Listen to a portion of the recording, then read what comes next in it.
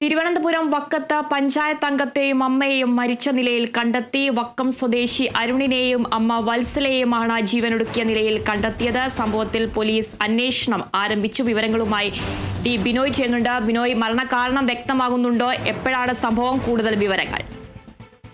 ഇന്ന് രാവിലെയാണ് വക്കം ഗ്രാമപഞ്ചായത്ത് അംഗം അരുൺകുമാറിനെയും അമ്മ വത്സലയെയും വീടിനോട് ചേർന്നുള്ള വരാന്തയിൽ തൂങ്ങി മരിച്ച നിലയിൽ കണ്ടെത്തിയത്. അരുണിന് 41 വയസ്സുണ്ട്. ഇതുമായി ബന്ധപ്പെട്ട ആത്മഹത്യാക്കുറിപ്പും പുറത്തു വന്നിട്ടുണ്ട്. അതായത് അരുണിന്റെ ഔദ്യോഗിക ലെറ്റർ പാഡിലാണ് ഈ ആത്മഹത്യാക്കുറിപ്പ് എഴുതി വെച്ചിരിക്കുന്നത്. ഒരു ഗ്രാമപഞ്ചായത്ത് അംഗം എന്ന നിലയിൽ തന്റെ പ്രവർത്തനങ്ങളിൽ സംതൃപ്തനായിരുന്നു. എന്നാൽ ചില ആളുകൾ, 4 പേരുടെ പേര് പറയുന്നുണ്ട്, ചില ആളുകൾ തന്നെ വ്യാജ കേസിൽ കൊടുക്കാൻ ശ്രമിക്കുന്നു, കള്ളക്കേസ് എടുക്കാൻ ശ്രമിക്കുന്നു, വ്യാജ പരാതി നൽകുന്നു.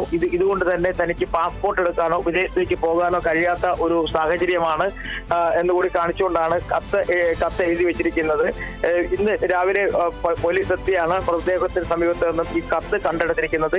ഈ 4 പേരെ ഒരു പക്ഷേ ഇന്ന് വൈകുന്നേരത്തോട് തന്നെ ചോദ്യം ചെയ്യാനുള്ള സാധ്യതയുണ്ട്.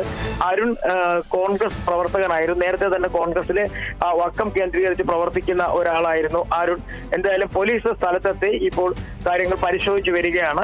വലിയ തരത്തിലുള്ള ഒരു ആരോപണമാണ്. രാഷ്ട്രീയപരമായും ഇവരുടെ ശത്രുക്കളാണെന്ന് പറയുന്നു, കോൺഗ്രസിന്റെ ശത്രുക്കളാണെന്ന് പറയുന്നു.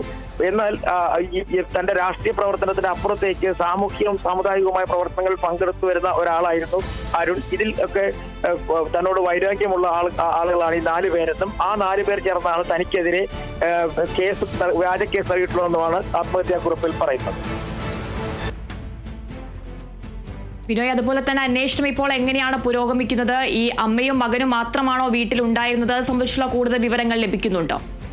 അമ്മയും മകനും മാത്രമായിരുന്നു ആ വീട്ടിൽ താമസം. ഇന്നലെ വൈകുന്നേരത്തും ഈ അരുണിനെ കണ്ടവരുണ്ട്.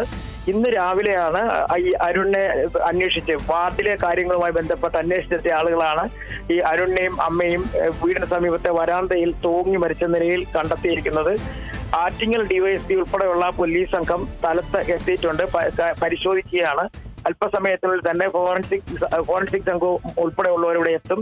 വിശദമായ ഒരു അന്വേഷണം വേണമെന്ന് അവിടെയുള്ള കോൺഗ്രസ് പ്രവർത്തകരും ആവശ്യം ഉന്നയിച്ചിട്ടുണ്ട്. എന്തായാലും അരുണിനെ സംബന്ധിച്ചോളം അദ്ദേഹം അവിടുത്തെ ആ വാർഡിലെ എല്ലാ പ്രവർത്തനങ്ങളിലും കൃത്യമായും ഇടപെടുന്ന ഒരാളായിരുന്നു. മാത്രമല്ല അരുണിനെതിരെ ആളുകൾക്ക് പരാതികളൊന്നും തന്നെ ഇല്ല. പിന്നെ ഇതിൽ അസൂയയുള്ള 4 പേരെന്നാണ് പറയുന്നത്. അവരുടെ പേരുകളും ഒക്കെ സൂചിപ്പിച്ചിട്ടുണ്ട്. കാരണം ഔദ്യോഗികമായി സ്ഥിരീകരണം ഇല്ലാത്തതിനാൽ നമുക്ക് ആ പേര് പറയാൻ കഴിയത്തില്ല. എന്തായാലും 4 പേരുടെ പേരുകൾ കൂടി സൂചിപ്പിച്ചുകൊണ്ടുള്ള ആത്മഹത്യാക്കുറിപ്പാണ് ഇപ്പോൾ പോലീസിന് ലഭിച്ചിട്ടുള്ളത്.